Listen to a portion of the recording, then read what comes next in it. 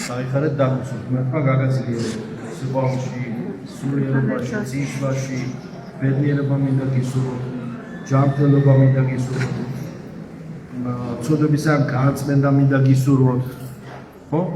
ცოდვებისგან განწმენდა მოუნანიებელი არ უნდა დაცვას, მოვინანიოთ უნდა ცოდვები. რა თქმა უნდა, ვეცადოთ რომ განვახილდეთ ახალი ენერგია გჭირდება ამ ციხე-ცხოვრებაში, სულ განახლება უნდა, ლოცვით. განახლება სიყვარული, განახლება სულიერი ძალების მომატებით ზიარება პირველ რიგში. ეს ყველაფერი იმისათვის არის საჭირო, არ გაბატონდეს ჩვენზე ნეგატიური ძალები, არ გაბატონდეს ჩვენზე და არ გავხდეთ მათი სათამაშო მარიონეტი. და ვისყავროთ უფლისათვის უცოდველი არავინ არის, მაგრამ მეტნაკლებად ვეცადოთ რომ მოვინანიოთ თურამეს დავაშეროთ. რა თქმა უნდა, ცოდვების ამი ტიპის არის. ღვთის წინააღმდეგ, მოხასთა წინააღმდეგ და საკუთარი თავის წინააღმდეგ.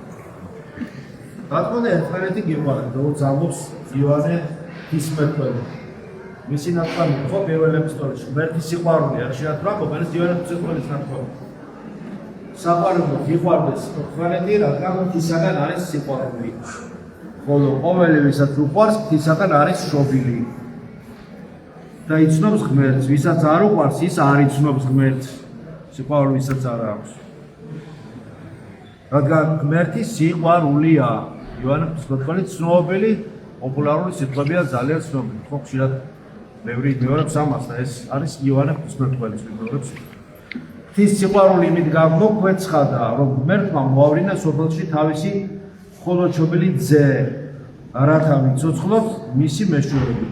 ამაში გამოჩნდა სიყვარული, რათა ჩვენ კი არ შევიყვარეთ ღმერთი, არამედ მან შევიყვარა და მოავლინა თავისი ძე ჩვენი ცოდვების გამომსხიდველ მსხვერპლად.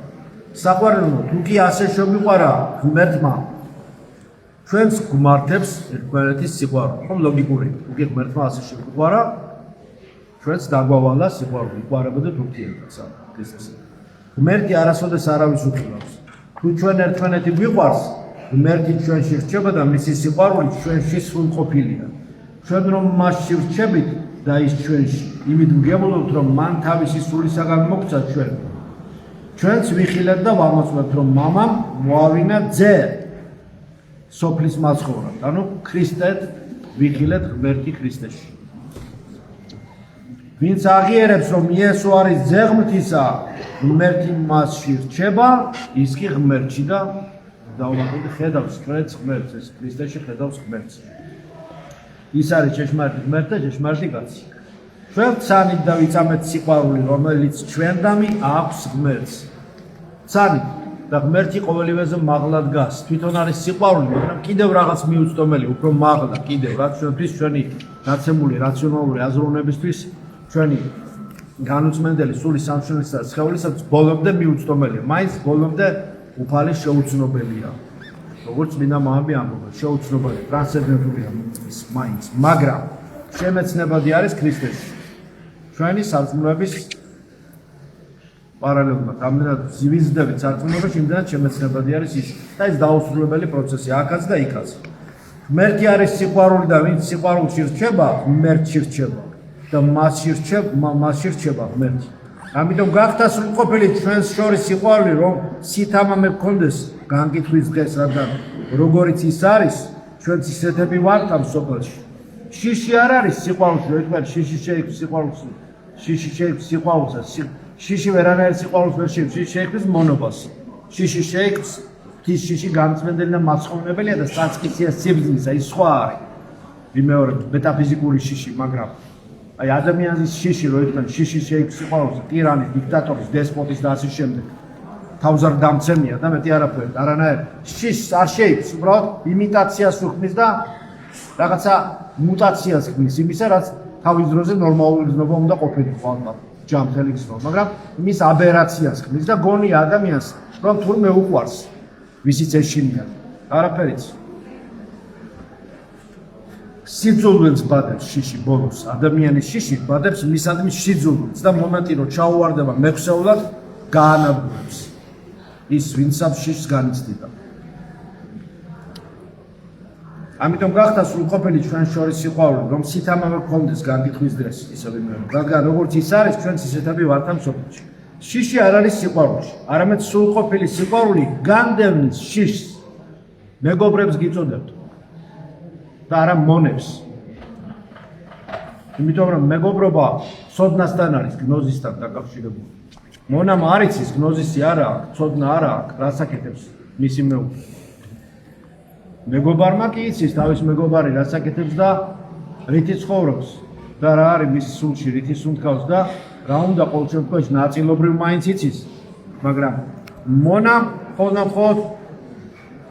მცირე რაღაც შეიძლება ხოლმე მცირე ვთქვათ სიმბოლურად ვთქვათ ყოველთვის გამრავლების ტაბულა იცოდეს, მაგრამ მას არავინ არ ასწავლებს არც ალგებრას და არც გეომეტრიას.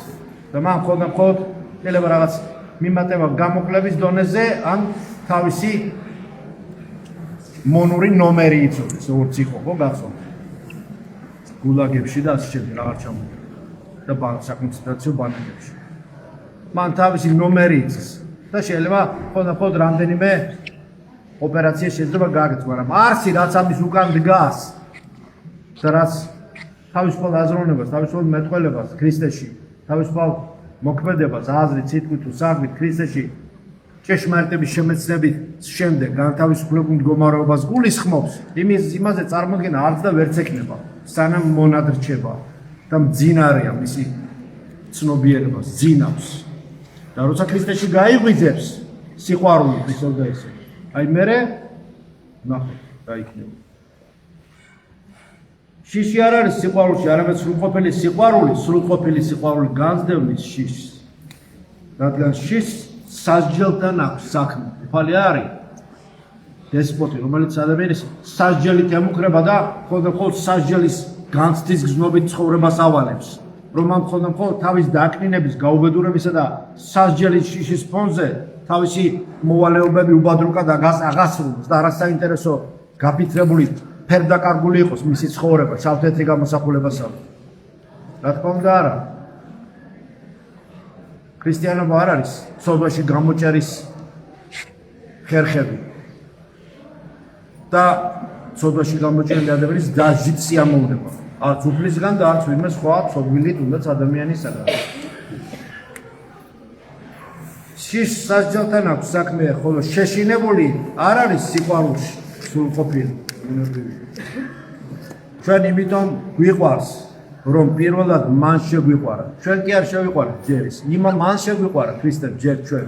ჩვენ კი არ გამოვირჩიეთ ის. ჩვენ იმიტომ გამოვირჩიეთ შედეგად, რომ ჯერ პირველად მან გამოგვირჩიეთ ჩვენ. ამას მე ვამბობ. და თუ ვინმე ამბობს ღმერთი მიყვარსო თავისი ძმა კი ზულს იგი ცროა. რადგან ვისაც არ უყვარს თავისი ძმა, რომელსაც ხედავს, არ ეყვარება ღმერთი, რომელსაც ვერ ხედავს.